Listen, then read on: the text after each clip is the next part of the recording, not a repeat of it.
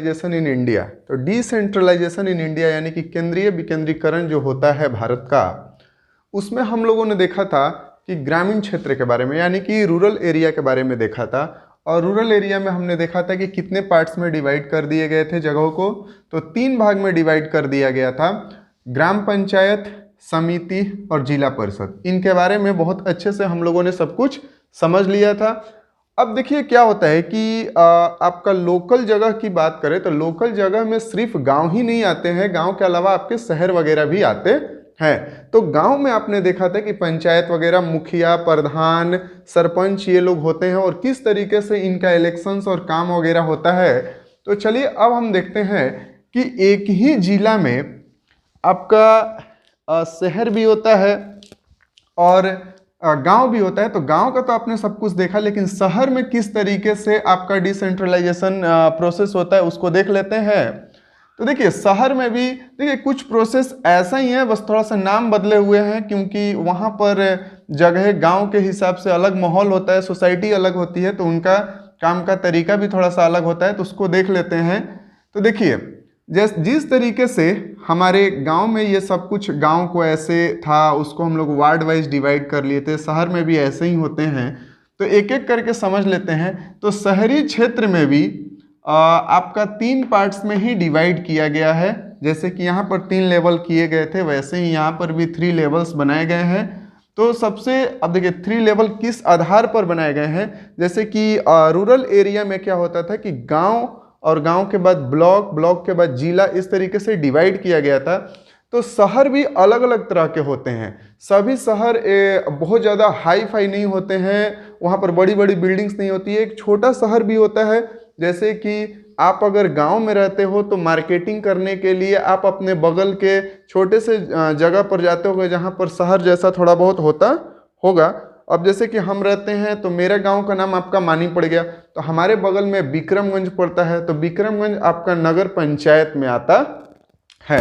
ठीक है, तो नगर पंचायत में आता है। वहाँ पर जो होते हैं हेड होते हैं हमारा, ये नगर पंचायत आपका छोटा शहर में आ जाता है, तो विक्रमगंज इसी में आता है। और यहाँ पर जो होते हैं चेयरमैन होते हैं। ठीक है, जैसे कि इधर मुखिया वगैरह होते थे, वैसे ही यहाँ पर चेयरमैन होते हैं। तो हमारा विक्रमगंज इसी में आ जाता है। अब विक्रमगंज का पॉपुलेशन वही 48,000 के आसपास है, तो उसको नगर पंचायत में डाल दिया गया। तो हम अपनी मार्केटिंग करने वहाँ जाते हैं और उसको ही एज अ शहर हम लोग समझते हैं, और वहाँ भी लोग अगल बगल से आकर बसे हुए हैं।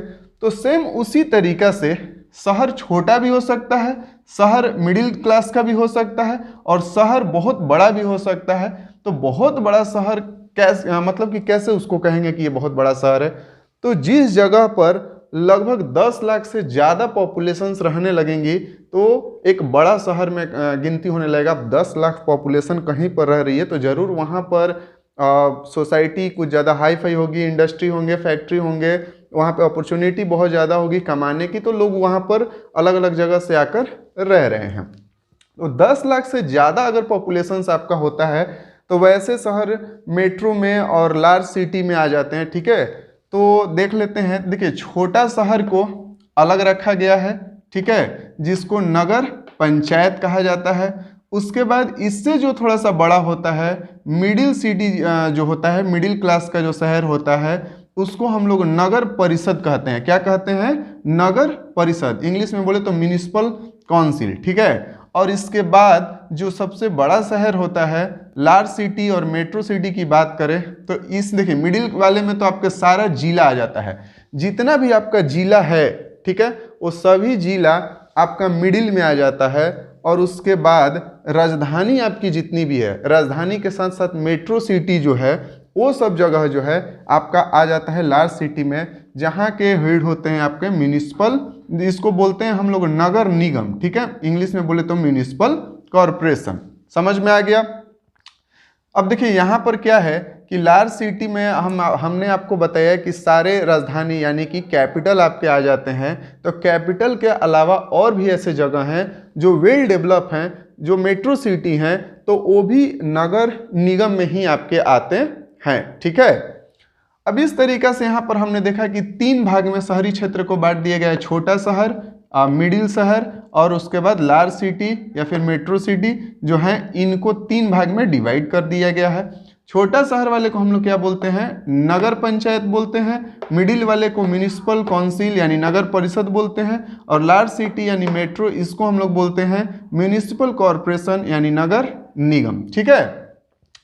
नगर पंचायत के जो हेड होते हैं उसको हम लोग चेयरमैन के नाम से जानते हैं। म्यूनिसिपल काउंसिल के जो हेड होते हैं वो अध्यक्ष होते हैं। और उसके बाद म्यूनिसिपल कॉरपोरेशन के जो होते हैं उनको हम लोग मेयर या फिर महापौर बोलते हैं। ठीक है। कहीं कहीं पे मेयर को एज ए प्रेसिडेंट भी बोला जाता है। ठीक है। ये तीनों समझ गए। अब देखिए कुछ इसी से मिलता जुलता हुआ ही प्रोसेस है यहाँ इन सबको चूज करने के लिए। तो जैसे कि हम सपोज करते हैं एक लार्ज सिटी ले लेते हैं आपका यहाँ पर। ठीक है। ये सपोज कर लेते हैं कि ये आपका मुंबई है। ठीक है। ये मुंबई है। देखिए मुंबई को क्या किया जाएगा कि वार्ड वाइज डिवाइड कर दिया। जैसे वहाँ पर आप पढ़े थे ना कि एक गांव लेते हैं और गांव को वार्ड वाइज डिवाइड कर देते थे, उसमें वार्ड मेंबर बनते थे और एक मुखिया होता था। ठीक है। सेम इसी तरीका से यहाँ पर पूरे मुंबई को क्या कर दिया जाएगा, वार्ड वाइज डिवाइड कर दिया जाएगा। ठीक है। और सभी वार्ड से एक वार्ड मेंबर आएंगे जिसको हम लोग वार्ड मेंबर नहीं बोल के या तो उसको काउंसलर बोलते हैं या नहीं तो हिंदी में पार्षद बोला जाता है। क्या बोलते हैं उसको, काउंसलर या नहीं तो पार्षद बोला जाता है। अब यही काउंसलर और पार्षद मिलकर एक अपना क्या चुनते हैं, मेयर चुनते हैं। क्या चुनते हैं, मेयर चुनते हैं। अब देखिए सर गांव में ऐसे बहुत सारे काम हैं, लेकिन शहर में ऐसा क्या काम है जो शहरों को भी डिसेंट्रलाइजेशन करने की ज़रूरत पड़ी। देखिए लोकल जगह की बात करें तो शहर हो चाहे गांव हो, वहाँ के लोकल लोग जो होते हैं ना डायरेक्ट ऊपर लेवल तक नहीं पहुँच सकते हैं।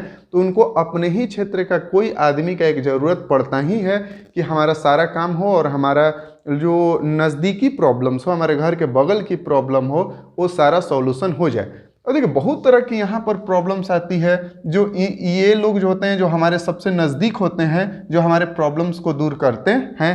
अब जैसे कि आपके जो मोहल्ला है, जो आपका शहर में कॉलोनी वगैरह होता है, वो कॉलोनी को साफ रखने का जो रोड पर झाड़ू वगैरह, आप शहर में रहते होंगे तो देखते होंगे वहाँ पे कर्मचारी होते हैं जो शाम को वहाँ पे झाड़ू लगा के रोड वगैरह को साफ़ करते हैं।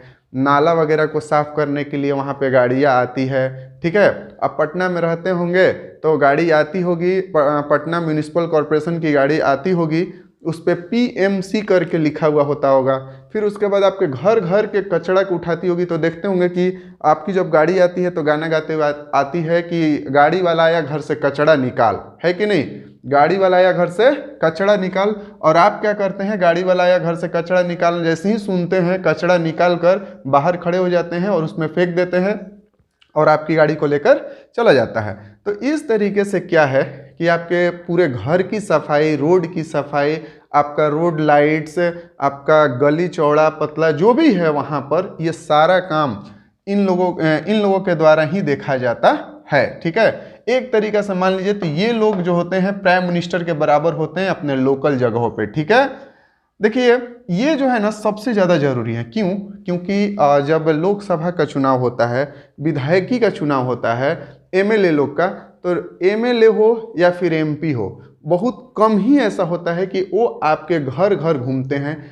आप सिर्फ उसमें जो वोटिंग करते हैं पार्टी के देखते हुए वोटिंग करते हैं कि BJP का आदमी लड़ रहा है, कि आपका जदयू लड़ रहा है, कि राजद लड़ रहा है, कि कांग्रेस लड़ रहा है, इस चीज़ को देखते हुए आप वहाँ पर वोटिंग करते हैं। लेकिन जब ये लोग इलेक्शंस लड़ते हैं तो आपके घर घर पर आते हैं, आपके दरवाजे पर आते हैं, आपके घर बैठकर चाय पीते हैं और ये आपकी प्रॉब्लम को बहुत नज़दीकी से समझते हैं। इसीलिए ये लोग को चूज करना है, एक अच्छे आदमी को ही चूज करना चाहिए जो हमारे समाज को साफ सुथरा रखे। इसीलिए सबसे ज़्यादा ये लोग जरूरी होते हैं। तो आप समझ गए। देखिए इनका काम भी बहुत कुछ होता है, क्लीन रखना। उसके बाद आपके शहर में देखते होंगे ऐड वगैरह जो होता है, पोस्टर वोस्टर जो लगा हुआ रहता है। तो पहले ऐसा नहीं होता था, लोग जितना मन उतना पोस्टर्स वगैरह बंटवाते थे, लगा देते थे रोड पर। पूरा रोड पर निकलो तो चौक पर देखो तो एकदम पोल पर देखो, चौक पर देखो, जहाँ देखो पोस्टर्स फटा हुआ ऐसे ही लटका हुआ है। लेकिन ये ऐड वाला जो काम है इन्हीं के अंडर में आता है। अब आपको कोई भी बैनर लगवाना है तो आपको क्या करना पड़ेगा कि उनसे पहले परमिशन लेकर ही आपको नगर निगम में अगर आप रहते हैं, नगर पंचायत में रहते हैं, ठीक है, तो इस जगह पे आपको क्या करना पड़ेगा, चेयरमैन से, अध्यक्ष से या फिर वहाँ के मेयर से परमिशन लेकर ही आपको ये सारा काम करना पड़ेगा। उसके बाद से आपकी शादी ब्याह है, आप लाउड म्यूजिक बजा रहे हो भी, मतलब का किसी कहीं फंक्शन कर रहे हो, तो इन सब में आपको परमिशन लेना पड़ता है उनसे, नहीं तो चाहे तो आपके जो भी फंक्शंस वगैरह, जो बैनर वगैरह है उसको रुकवा देंगे और आपके प्राइवेट जो भी आप चीज़ें खोले होंगे उस पर बैन भी कर देंगे, ठीक है। तो इस तरीके से sewage system, loud music, clean, ad, ये जितना भी काम है ये सारा ये लोग करते हैं, ठीक है। इस तरीके से आप समझ गए। अब सब जगह आपका दिल्ली हो, मुंबई हो, पटना हो, इन सब का अपना अपना म्यूनिसिपल कॉरपोरेशन, कोई अपने आप को एमसीडी बोलता है। जैसे दिल्ली का जो म्यूनिसिपल कॉरपोरेशन है वो अपने आप को म्यूनिसिपल कॉरपोरेशन दिल्ली बोलता है, पटना वाला बोलता है पीएमसी, पटना म्यूनिसिपल कॉरपोरेशन, कोई आगे लगा लेता है, कोई पीछे लगा लेता है। तो इस तरीके से शहर में आपका ये सारा कुछ होता है। अब हम आपको बता देते हैं कि इनका कितने दिन का कार्यकाल होता है, क्या होता है, ठीक है। देखिए इनका जो कार्यकाल समय होता है, कितने दिन तक एक बार जीतने के बाद ये रह सकते हैं आपका, तो 5 ईयर्स के लिए ये रहते हैं। कितने लेवल में इन दोनों को डिवाइड किया गया है, आपका 3 लेवल में डिवाइड किया गया है।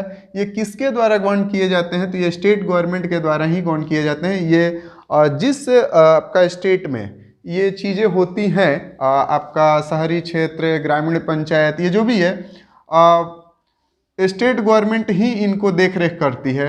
उसके बाद देखिए इसमें भी क्या होता है, ग्रामीण पंचायत हो और नगर पंचायत हो, चाहे आपका नगर परिषद हो या फिर नगर निगम हो, यहाँ पर सबके लिए सीट रिजर्व की गई है। जिस तरीके से आपका लोकसभा के चुनाव और राज्यसभा के चुनाव जो भी हैं उसमें आपका फीमेल्स के लिए और एससी एसटी के लिए जिस तरीके से सीटें रिजर्व की गई है, इसमें भी आपका सीट रिजर्व किया गया है। तो फीमेल्स के लिए 1/3 पार्ट आपका जो है सीट रिजर्व किया गया है। अप्रॉक्स देखा जाए तो 1 मिनट, इसमें देखा जाए तो 33% सीट जो है रिजर्व कर दिया जाता है फीमेल्स के लिए। तो कभी कभी आप देखते होंगे कि जब आपका मुखिया वगैरह का चुनाव होता है तो उसमें औरतें इलेक्शंस लड़ती हैं, लेकिन यहाँ पर क्या होता है कि गांव वगैरह में कि नाम तो औरत का रहता है इलेक्शन के समय में, लेकिन बगल में अपना हस्बैंड लोग क्या करता है, एक बड़ा सा फोटो लगवा लेता है, लगता है जैसे कि वो इलेक्शन ही नहीं लड़ रही है, इलेक्शन ये लड़ रहे हैं। सिर्फ उनका नाम होता है, काम यही करते हैं, उनको तो पता भी नहीं होता है कि कौन सा क्षेत्र में क्या प्रॉब्लम्स है, कुछ नहीं पता है।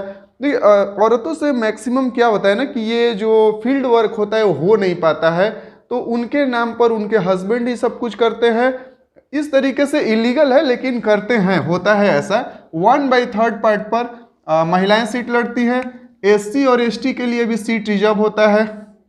तो कभी कभी आप देखते होंगे कि आपका बीडीसी का चुनाव हो चाहे मुखिया का चुनाव हो, तो उसमें केवल एससी एसटी ही इलेक्शंस लड़ेंगे, मुखिया बनेंगे, और दूसरा कोई उनके अपोजिशंस में खड़ा नहीं हो सकता है। बिहार की बात करें तो बिहार में आपका 50% सीट रिजर्व किया गया है। 50% मेल मुखिया होंगे तो 50% फीमेल मुखियाइन होंगी। समझ में आया कि नहीं? तो इस तरीके से आपका सीट रिजर्व कर दिया गया है।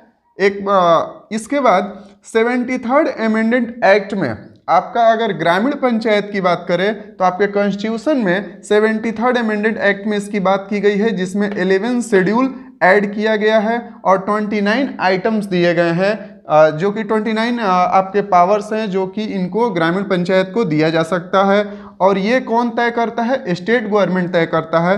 74 अमेंडमेंट में आपका अर्बन एरिया वाले के लिए बात किया गया है, ठीक है, जिसमें 12 शेड्यूल ऐड किए गए हैं और 18 आइटम्स दिए गए उसमें। अब 18 आइटम्स और 29 आइटम्स में से कितने पावर किसको देने हैं आपका स्टेट गवर्नमेंट ही तय करता है। इस तरीके से आपका अर्बन एरिया और ये ग्रामीण रूरल एरिया का खत्म होता है सब कुछ, ठीक है। ये आपका मेन है, ये कभी कभी पूछता है, इसको आप ध्यान रखेंगे।